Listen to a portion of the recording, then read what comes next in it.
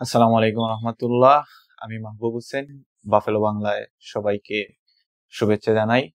আজকে আমরা এসেছি দেলোয়ার হোসেন ভাইয়ের বাসায় একটি ভিন্ন ধর্মী গল্প শোনার জন্য। আমাদের জেনে রাখা উচিত যে বয়স কখনোই থেমে থাকে না। যে কোনো বয়সে যে কোনো কাউকে যে কোনো বড় ধরনের রোগে আক্রান্ত হতে পারে। তো আমরা আজকে সেই ধরনের একটি গল্প শুনতে আসছি দেলোয়ার হোসেন ভাইয়ের বাসায়। তো আসসালামু আলাইকুম দেলোয়ার হোসেন ভাই, বাফেলো বাংলায় আপনাকে স্বাগতম। জি, কেমন আছেন ভাইয়া? আলহামদুলিল্লাহ, আমি এখন অনেক ভালো আছি। আমরা জানতে পেরেছি যে আপনার সাথে ঘটে গেছে কয়েকদিন আগে কিছু দুর্ঘটনা।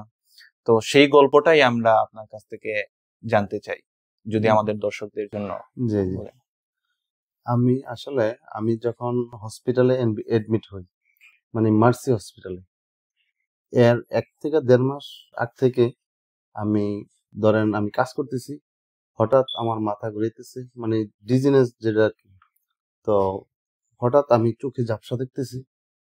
আমি হঠাৎ থামে গেছি। আমি কাজ করতেছি, হঠাৎ আমার চোখ বন্ধ হয়ে গেছে। মনে হয় যেন আমার মানুষ ঘুম বেশি হইলে যেমন হয় এরকম, মানে আমি চোখ টাইনা রাখতে পারতেছি না।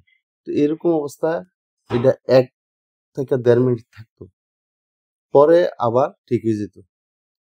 তো আমার তো বিষয়টা একটু আমি খুব টেনশনে বেড়ে গেছি যে আমার সাথে কি হইতেছে। তো এরকম দেখা গেছে যে এটা এর কয়েকদিন পরে কন্টিনিউ হইতেছে, প্রতিদিন একবার হইতেছে।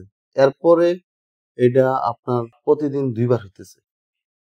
তো পরে লাস্টে একদিন আমি আমার এক বন্ধুরে নিয়ে গেলাম আপনার একটা সেলুনে যাওয়ার পরে আমি চুল কাটছে, শেভও করছে, সাইজ করছি। আমি আবার একটু কালার করি।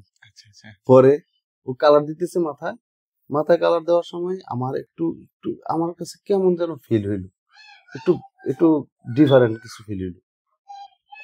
আমার মনে হচ্ছে যে আমি সকালবেলা আমি কফ মেডিসিন নিয়েছিলাম, ওই যে আপনার কি জানি নাইকুল। হ্যাঁ হ্যাঁ। তো আমি নাইকুল নেওয়ার পরে আবার আমি জানি যে আমি সেলুনে যাব, আমার একটু ঘুমাইতে হইব। আমি আবার কাজ কম করি, কারণ হলো আমার যে কোনো সময় সমস্যা হয়। আমি ড্রাইভ করলে মনে করেন আমার সাথে একজন রাখি, ছোট ভাই অথবা বন্ধু বান্ধব একজন থাকি, আমি একা যাই। বাট আমি কিন্তু একটা টেনশনে পড়ে গেছি, আমার ফ্যামিলি আমি কি দেশে যাব না এখানে কোনো ট্রিটমেন্ট করব, মানে আমার কেন এমন হইতেছে আমি বুঝতে পারতেছি না।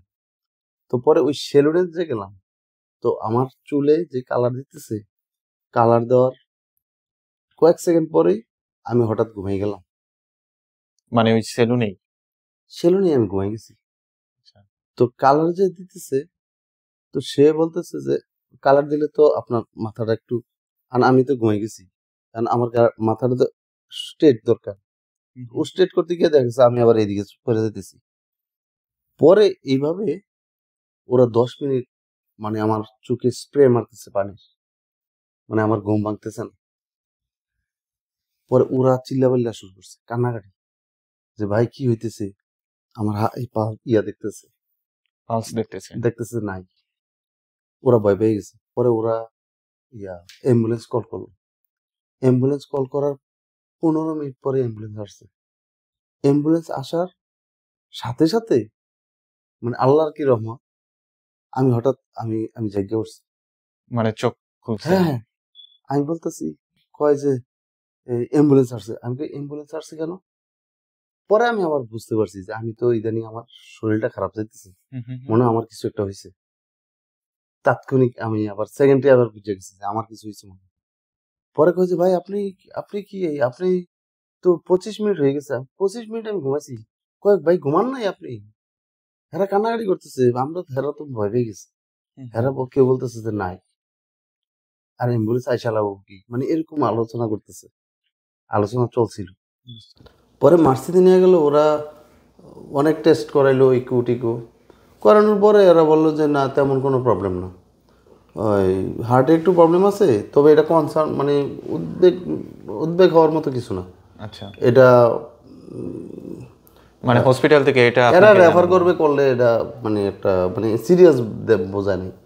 তো এরপরের দিন আমার রিলিজ দিয়ে দিল। রিলিজ দেওয়াতে তো আমি খুশি। মানে আপনাকে ওরা এক রাত রাখছে?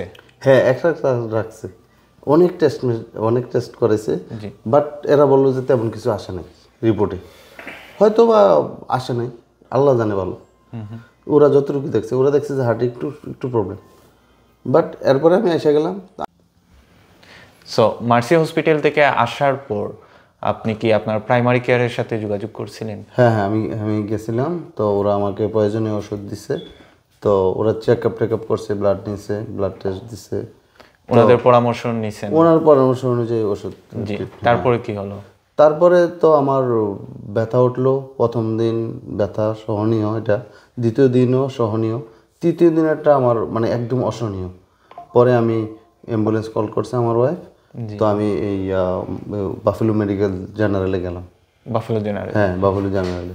তো ওইখানে যাওয়ার পরেই আমার ট্রিটমেন্ট শুরু হয়েছে, যে মানে নন স্টপ, একটার পর একটা। আমি যাওয়ার 1 ঘন্টার মধ্যেই এরা বুঝে ফেলাইছে যে যেহেতু আমি আমার বুকের পেন নিয়ে গেছি আর পেনটা ছিল অনেক বেশি, তো ওরা বুঝে ফেলাইছে যে এরকম একটা কিছু। তা এরা আর অন্য কিছু আর ভাবার টাইম নেই, ওরা ডাইরেক্টই মানে এটা নিয়েই কাজ করতেছে। তো ওরা একটা পরীক্ষা করলো, পরীক্ষা করে ওরা বুঝতে পারছে যে আমার একটা রুম দিছে, অ্যাডমিট দিছে হসপিটালে। তো পরে বলল যে আমি তো এটা উইকেন্ড ছিল, স্যাটারডে ছিল। জি। তো স্যাটারডে সানডেতে সাধারণত ডাক্তার কম থাকে, হ্যাঁ। তো বললো যে মানডেতে তোমার এনজিওগ্রাম। আচ্ছা। তো এনজিওগ্রাম হইলো, এনজিওগ্রাম হওয়ার পরে ওরা বলল যে তোমার তো 5টা ব্লক, তোমার এজ কত? তো আমি বললাম 43। তো 43 তোমার 5টা ব্লক, মানে এরা খুব স্ট্রেঞ্জ, মানে আশ্চর্য হয়ে গেল। মানে এত কম বয়সে? হ্যাঁ, আমিও ঘাবড়ে গেছি, 5টা ব্লক আমার। তো বললো যে তুমি হার্ট অ্যাটাক করছো, তুমি কি জানো? আমি কি না। তুমি হার্ট অ্যাটাক করছো, তবে মাইনর। তবে আসার খবর যেটা ভালো খবর, তোমার হার্টটা খুবই ভালো, খুবই সতেজ। আর ডাক্তার ছিল আশরাফ, পাকিস্তানি। জি। তো সে বললো যে আমি তোমার কাজটা করে আমার মনে হয় আমার খুব ভালো লাগবে, আমার একটা নতুন একটা এক্সপিরিয়েন্স হবে, অভিজ্ঞতা। উনি আপনার সার্জারি করছেন? হ্যাঁ হ্যাঁ, করছে, উনি ওনার টিম নিয়ে করছে। তবে উনি ওনার ওইখানের বস। আচ্ছা আচ্ছা। সবার সিনিয়র। তো পরে তো আর কি বললো যে 2 দিন পরে সার্জারি। আমারগুলো মানে ট্রিটমেন্টগুলো খুব ফাস্ট হয়ে গেছে। তো আমার তো ডায়াবেটিস নাই, তো মানে আর আপনার কি কোলেস্টেরল ছিল? কোলেস্টেরল হাই ছিল, তবে আমি ওষুধ খেতাম, ওষুধ খেয়ে এখন। ওষুধ কি আপনি রেগুলারই খাইতেন? না, আমি কোলেস্টেরলের ওষুধরা খাইতাম রেগুলার, আর প্রেশারের ওষুধরা আমার খাওয়াইতো না। কেন খাওয়াইতো না? আমি এখন থেকে মনে করেন 15 বছর আগেও যখন প্রেশার মাপছি, দেখছি 180-90। তো আমি মনে করতাম যে আমার এটা জেনেটিক, অথবা আমি মানে অনেক মানুষের মধ্যে একজন, মানে আছে না যে ও 8-10 লাখ মানুষের মধ্যে একজন মানুষের এরকম হইতে পারে, আচ্ছা, মিলিয়ন পিপলের মধ্যে। আমি এরকম ভাবতাম, আমি কোনো কেয়ার করি নাই, কারণ আমার তো গার ব্যথা করে না, কোনো ইয়া করে না। হ্যাঁ, আমি বুঝি, আমি যখন ঘুম কম হয়, মানে আপনি প্রেশারের ওষুধগুলো একটু অবহেলা করতেন? আমি নেগলেন্সি করছি। আমি একবার প্রাইমারি ডাক্তারের কাছে গেলে, জি, আবার এরপরে ডাক্তারে দেখে যে আপনি তো 1.5 বছর আগে আসছেন, তো এইভাবে হইলে তো মানে নিয়মিত চেক আপ করতেন? হ্যাঁ হ্যাঁ, না। আর আমি সবার উদ্দেশ্যে বলবো যে আসলে আমার যেই অবহেলা ছিল, প্রেগন্যান্সি, এটা যেই বয়সের হোক, ফুল আপের মধ্যে থাকলে ভালো ডাক্তারের। হ্যাঁ, সব বয়সের মানুষের জন্য আর কি। তো পরে তো আমার সার্জারি হইল, পরে আমার মানে সাকসেসফুল সার্জারি হয়েছে। তো আমার জ্ঞানও ফিরছে অন টাইমে, আর আমি সব কিছু আমার ঠিক ছিল। এখন আপনার শারীরিক অবস্থা কি? এখন আমি এখন এই 1 সপ্তাহ হয় আমি অনেক কম কথা বলি, আমি নামাজ পড়ি অনেক সময় নিয়ে, আল্লাহর জিকির করি। তো আমি এখন ডাক্তার আপনাকে কতদিনের বিশ্রাম দিয়েছে? আমাকে বিশ্রাম দিয়েছে 3 মাসের। 3 মাসের? হ্যাঁ, 3 মাসে আমি 10 পাউন্ডের বেশি লিফট করতে পারবো না। আর আমি বলছি যে আমি মনে করছি যে আমি দেশে চলে যাব। দেশে গেলে আপনজন, ভাই, বন্ধু এরা দেখলে, অথবা আমার মা বাবা নাই, মা বাবা মারা গেছে অনেক আগেই, তো মা বাবার কবর দেখলে হয়তো একটু শান্তি লাগতে পারে। আমি 11 বছর 11.5 বছর হয় আমেরিকাতে। এর মধ্যে আপনি আমি দেশে যান? আমি যাইনি। এখন আপনি কি নিয়মিত ওষুধ নিতেছেন না আর আবার না অবহেলা না না না করতেছেন? না আমি এখন নিয়মিত ওষুধ নিতেছি। আর আমার প্রেশার এখন একদম নর্মাল একটা মানুষের মতো, 115, 120, উপরেরটা, নিচেরটা 80, 75, মানে নর্মাল আছে, নরমাল। ভালো আছে। তো ভাইয়ের কি আমাদের বাফেলো বাংলার দর্শকদের উদ্দেশ্যে কিছু বলার আছে? হ্যাঁ, অবশ্যই আছে। কারণ আমি তো আসলে আমার লাইফে মানে আমার চিকিৎসা বিষয়ে, যেমন আমি ডাক্তারের কাছে যাইতাম 1-1.5 বছর, 2 বছর, এমন হয়েছে যে আমি 3 বছর পরে ডাক্তারের কাছে গেছি। তো এইটা যেন কেউ না করে আর কি, এটা আমার রিকোয়েস্ট থাকবো। হ্যাঁ, বাফেলো বাংলার মাধ্যমে আমি আমার মানে যারা শুনবে আমার কথা, সবাই যেন মানে ফলো আপের মধ্যে থাকে আর কি, সুস্থ থাকলেও যেন ফলো আপের মধ্যে থাকে। আর সবাই আমার জন্য দোয়া করবেন। সবাইকে ধন্যবাদ। অসংখ্য ধন্যবাদ ভাইয়া আমাদের বাফেলো বাংলাকে সময় দেওয়ার জন্য আপনার অসুস্থ শরীর নিয়ে। আর আমরাও আশা করব যাতে আপনি আর কোনো অবহেলা করবেন না ওষুধে। হ্যাঁ, আর নিশ্চয়ই। আপনার সুস্থতার জন্য আমরা দোয়া করব এবং বাফেলো বাংলার সমস্ত দর্শকদের আপনাদেরকেও ধন্যবাদ, জি করিম ভাইকে ধন্যবাদ, মাহবুব ভাইকে ধন্যবাদ। জি অসংখ্য ধন্যবাদ। Thank you. আমরা বাফেলো বাংলার সকল দর্শকদের অনুরোধ করব ভাইয়ের জন্য দোয়া করবেন যাতে ভাই আবার সুস্থ হয়ে সুন্দরভাবে জীবনযাপন করতে পারেন। এবং আমরা সবাইকে অনুরোধ করব কোনো রোগকে আপনারা অবহেলা করবেন না। যে কোনো বয়সে যে কোনো ধরনের রোগ আপনারও হতে পারে।